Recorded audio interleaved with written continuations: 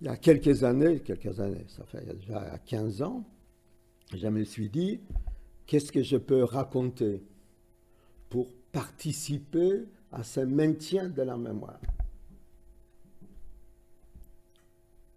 Je répète, je n'étais pas à Auschwitz, je n'étais pas dans un camp de concentration.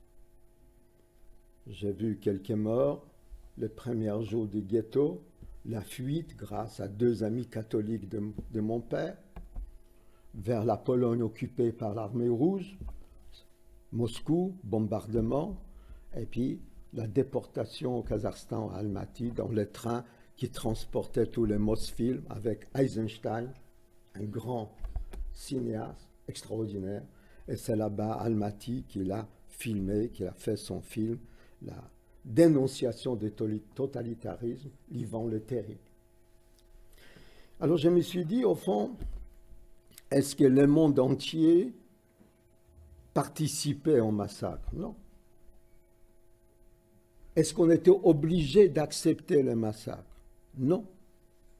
Alors j'ai décidé, c'était le premier, je crois, je parlais des justes. J'ai fait un film sur les justes. C'est moi qui ai suggéré à Spielberg de faire son film sur la liste de Schindler, peut-être vous l'avez vu. C'est moi qui ai publié chez Lafon ce livre, c'est Robert Laffont à Paris, la liste de Schindler. C'est un autre moyen de préserver la mémoire. Il y avait des gens qui ont risqué leur vie pour sauver des vies. Si eux, ils ont fait, pourquoi les autres n'ont pas fait? Question simple. Et s'il fallait sauver des vies, pourquoi? Et tout doucement, comme cette petite fille de Bamako, les questions se posent. Qu'est-ce qu'il y avait si terrible qu'il fallait vraiment sauver les vies en risquant sa propre vie? On vient, la mémoire passe, l'essentiel passe, mais il n'y a pas qu'une seule manière pour faire passer la mémoire, surtout dans les écoles, surtout dans les universités eux-mêmes comme ça, dans la rue, au café.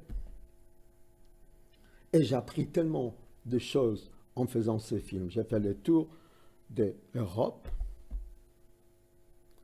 et j'ai trouvé des gens qui étaient surpris par les questions que je leur posais.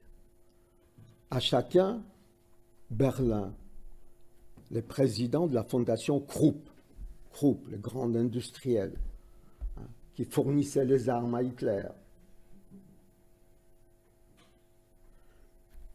À un moment donné, on l'a envoyé, Himmler, son père était ami d'Himmler, il était un bon jeune nazi, blond, grand, et il l'a envoyé en Roumanie parce que les nazis pensaient qu'il y avait du pétrole en Roumanie. Il dit, tu vas régler ça, nous on a besoin de pétrole, pour les chars qui vont foncer sur Moscou ont besoin, bien sûr, des carburants, tu vas s'en occuper. Il est arrivé à Roumanie, il n'a pas trouvé de pétrole, il a trouvé des Juifs. Des Juifs condamnés à être déportés à Auschwitz.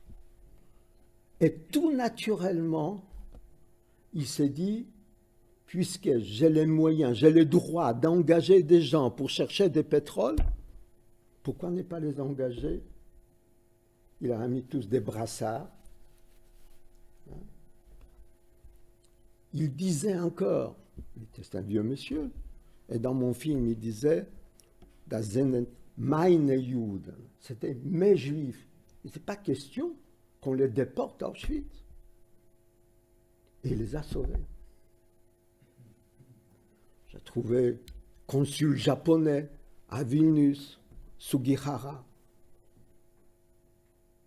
qui a fait la prison après parce que le Japon était engagé dans la guerre. Pourquoi a-t-il décidé de donner des visas à des Juifs qui allaient être déportés et les a sauvés? En France. Il faut savoir, 300 000 Juifs avant la guerre. 2 tiers ont été sauvés par des simples Français, pas par des intellectuels. Simples Français. Le simple paysan. Jean-Marie Lustiger, qui était un juif converti, cardinal de Paris, m'a raconté, toujours dans le film, comment son père avait un accent. Le mien, c'est un accent marseillais à côté de l'accent de son père, que j'ai connu aussi. Donc il fallait sauver son père. Il était dénoncé par ses camarades à Orléans. Il était catholique, puisqu'il était converti. Il allait à la messe. Il était dénoncé. Aussi, ce n'est pas seulement ceux qui ont tué. Comment on peut dénoncer quelqu'un? Combien de questions se posent? Même aujourd'hui, demain peut-être, on sera obligé de dénoncer quelqu'un ou pas. Dire je sais ou je ne sais pas. Et lui s'est dit que celui qui nous ouvrira la porte, ça sera certainement un bon chrétien. Comment juger des bons chrétiens et pas bons chrétiens? Il est arrivé à Toulouse, il a frappé à la première église, il y a un homme qui lui a ouvert la porte, il n'a pas dit « je suis catholique », il a dit « mon père est juif ». Et l'autre a dit « entrez ». Et il n'était pas déporté à Auschwitz. C'est-à-dire, le choix est toujours là. C'est ça qui m'intéresse dans cette affaire. On peut se poser beaucoup de questions. Je vous recommande un petit livre de Hannah Arendt, Eichmann à Jérusalem. Il se pose des questions. Comment un homme, Eichmann, appartenant à un peuple les plus cultivés de l'Europe, nous on dit la culture nous protège. Oui, c'est bien d'être cultivé. C'est pas mal de lire le livre. Mais est-ce que ça nous protège vraiment contre le mal, contre le meurtre, contre les mensonges, contre la haine? Le peuple le plus cultivé de l'Europe a fait ce qu'il a fait.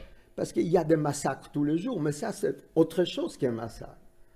C'est une liquidation d'un autre peuple de manière organisée, industrielle.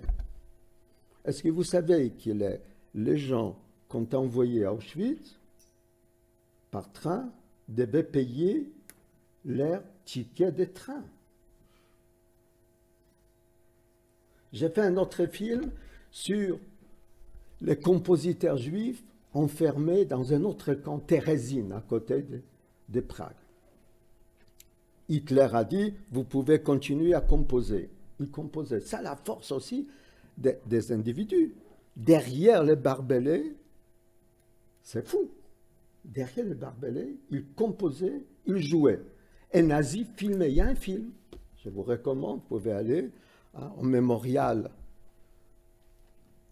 Ils pouvaient vous faire projeter ces images. Vous voyez un orchestre jouer, Mahler, les gens applaudissent, et ceux qui applaudissent, ceux qui jouent, ont tous des étoiles jaunes sur leur poitrine. Donc, la culture n'est pas suffisante pour nous protéger. Est-ce que la mémoire est suffisante pour nous protéger? Espérons-le. Je suis persuadé qu'il s'en branle le croyait. Persuadé, autrement il n'aurait pas fait ce qu'il a fait. Peut-être. Il y a tant de moyens à utiliser pour nous préserver du mal qui nous ronge. Chacun de nous est capable de faire quelque chose de pas bien. Si nous ne le faisons pas, parce que nous savons que ce n'est pas bien. J'ai fait un livre sur Ève, la première femme. Et je raconte comment elle regardait cet arbre de connaissances et elle se disait, pourquoi je n'aurais pas le droit de goûter à l'arbre de la connaissance? Savoir ce qui est bien et le mal, parce qu'elle ne savait pas. Il n'y avait pas. Le bien et le mal n'existaient pas.